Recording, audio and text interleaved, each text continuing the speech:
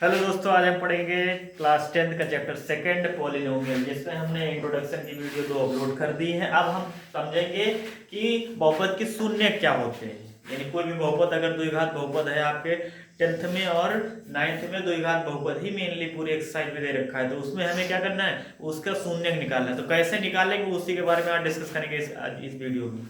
ठीक है, तो चलिए देखते हैं। हम एक छोटा सा एग्जाम्पल लेके आपको समझाने का प्रयास करेंगे, आप समझना।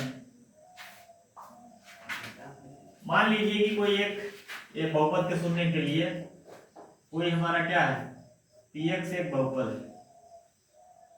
px बहुपद के लिए क्या करेंगे हम, px बहुपद के लिए एक बहुपद है px, उसके लिए हम ज्ञात करते हैं। ये px बहुपद है, अगर इसके शून्यक निकालने हैं तो हम क्या करें, के लिए x बराबर a, यानी हम अगर x की कुछ ऐसी वैल्यू रख दें जो कि क्या हो जाए, ये जैसे इसमें रखें वो इसका मान 0 हो जाए। यानी कोई भी जो बहुपद होगा उसमें अगर हम x की ऐसी वैल्यू कोई ढूंढ के रख दें जिसको उसको रखने पर 0 आ जाए, वही उसका बहुपद के क्या कहलाएगा, शून्य। शून्य से याद हो रहा है आपको जीरोज पॉलिनोमियल, यानी जीरोज ऑफ पॉलिनोमियल।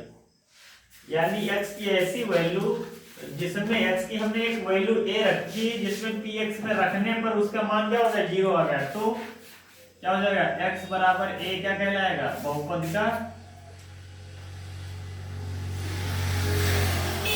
का शून्य कहलाएगा।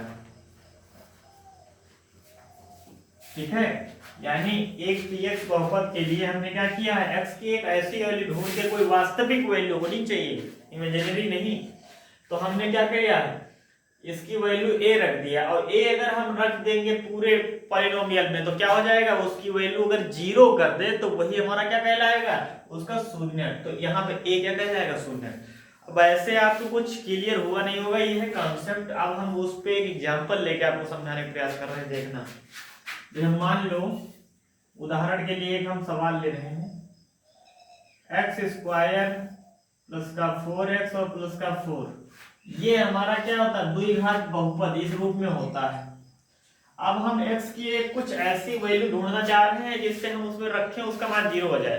तो जो बहुपद का शून्यक है उसको निकालने के लिए क्या करना पड़ेगा, आपको px बराबर 0 मानना पड़ेगा, क्योंकि वो जब मान रखोगे तो 0 आएगा। यहां से ये कॉन्सेप्ट, जब आप इधर रख रहे हैं तभी तो ये x बराबर ये है, या फिर उल्टा कह दे, जब x बराबर ये रख रहे हैं तो इसका मान 0 है, नहीं है, तो पहले हम इसका मान 0 लेके चलेंगे। तो हम क्या लिखेंगे, शून्य के लिए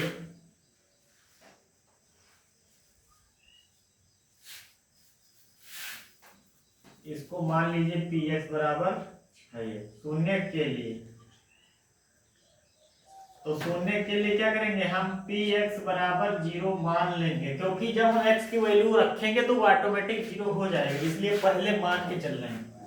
तो यहाँ पे हम क्या करें, तो एक्स स्क्वायर प्लस का 4x और प्लस का 4 बराबर 0। तो जैसे हम फैक्टर निकालते थे 9th में, वैसे ही यहाँ पे शून्य निकालेंगे। वैसे ही अगले चौथे चैप्टर में द्विघात समीकरण में हम उसके क्या निकालेंगे, मूल निकालेंगे। समझ में आया?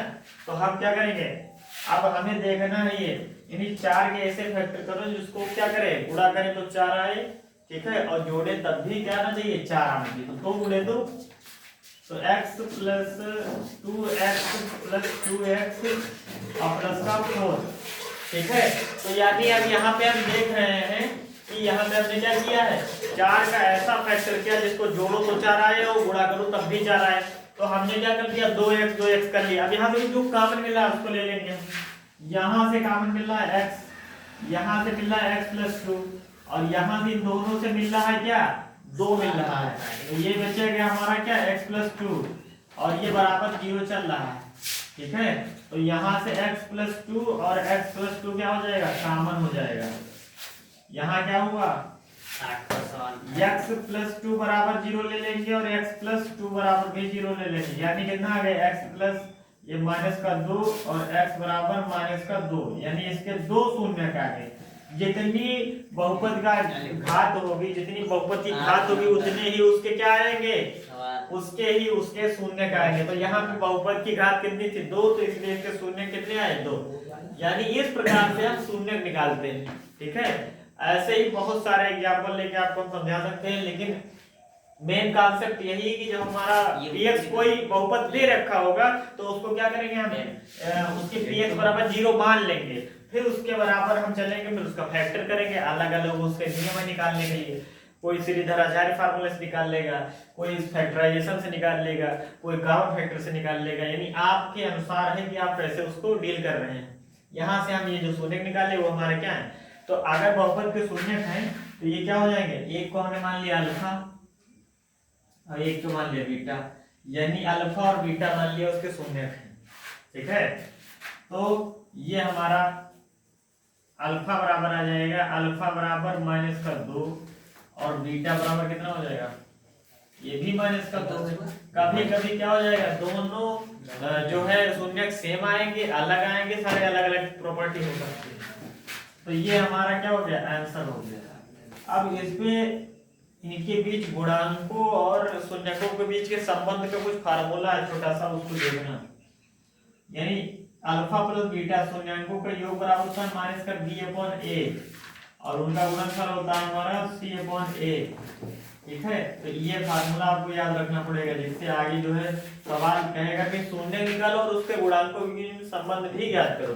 तो गुणांक कैसे हो जाएंगे, ये होता है ax² प्लस का bx प्लस c बराबर, ये इतना होता है द्विघात बहुपद का मानक रूप।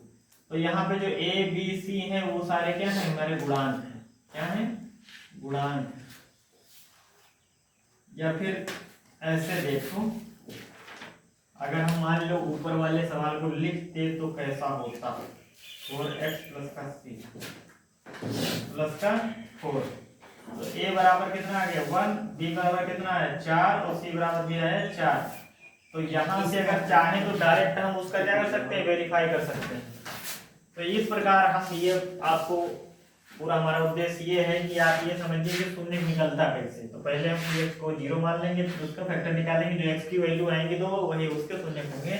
और एक को हमने अल्फा कह दिया, एक को बीटा कह दिया, ये हमारे फार्मूले। अगर कहेगा वो शून्य को और गुणांकों के बीच में संबंध स्थापित करना, तब इसको आप लगाना, वरना अगर खाली कहीं शून्य का प्रयोजन करना है।